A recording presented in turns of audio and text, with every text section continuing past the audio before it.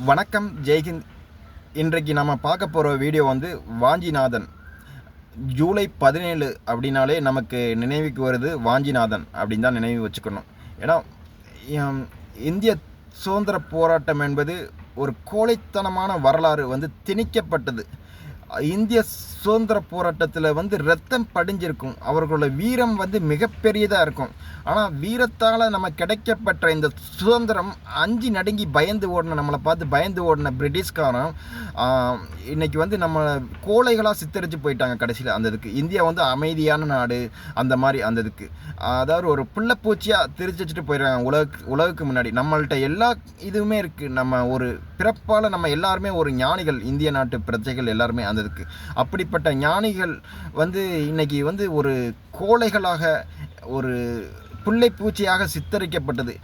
குறிப்பாக இப்போ சுதந்திர போராட்டத்துக்கு அப்போ வந்து பிரிட்டிஷ்காரங்க வந்து ரொம்ப கொடுமை பண்ணாங்க. நமக்கு அதிகமான நிலங்களை கைப்பற்றுறது, நிலங்கள் இருந்தாலும் அதுக்கு அதிகமான வரி விதிக்கிறது.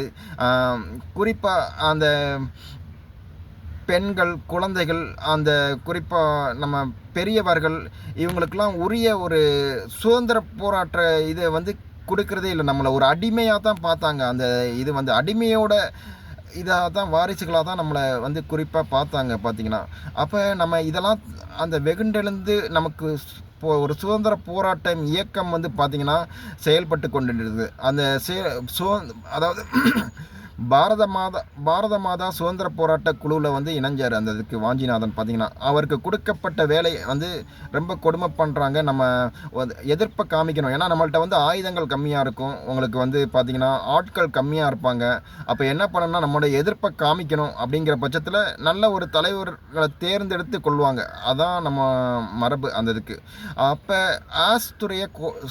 ராபர்ட் ஆஸ்துரையை கொல்லணும் அப்படிங்கிற வேலையை வந்து வாஞ்சிநாதனுக்கு வந்து கொடுத்துருந்தாங்க. அதை சிரமேற்று செயல்பட்ட வாஞ்சிநாதன் வந்து பார்த்திங்கன்னா திருநெல்வேலி மாவட்ட கலெக்டர் ராபர்ட் ஆஸ்துரையை வந்து மணியம்மை வந்த ரயில் நிலையத்தில் வச்சு அவரை நேருக்கு நேராக சுட்டு கொண்டாப்புல. தான் வச்சிருந்த கைத்துப்பாக்கியை எடுத்து நேருக்கு நேராக சுட்டு கொண்டுட்டு, நாம் யாருக்கும் நம்மளுடைய தகவல் எப்படி நம்மளை பிடிச்சாங்கன்னா தகவலை தெரிஞ்சுக்கிடுவாங்க, நம்ம இயக்கத்தை பற்றி தெரிஞ்சுக்கிடுவாங்க அப்படின்னு சொல்லிட்டு, நம்ம இயக்கம் வளரணும், நம்ம நாடு நல்லா இருக்கணும், விரைவில் சுதந்திரம் பெறணும் அப்படின்னு சொல்லிட்டு பிரிட்டிஷ் ஆட்சி ஒழியணும் அப்படிங்கிட்டு தன்னைத்தானே சுட்டு கொண்டாப்புல. அந்த இதுக்கு சுட்டு கொண்டுட்டாப்புல. அந்த ஏன்னா விஷயம் வந்து வெளியில் தெரியக்கூடாது. நம்ம கொடுத்த வேலை முடிஞ்சு போச்சு, நம்ம நாட்டுக்காண்டி செஞ்சிட்டோம், நம்ம இனி உயிரோடு இருக்கிறது எதிரிக்கு வந்து ஒருவேளை பிடிப்பட்டால் நம்மளுடைய விஷயங்கள் வெளிவரும் அப்படிங்கிறதுக்காண்டி.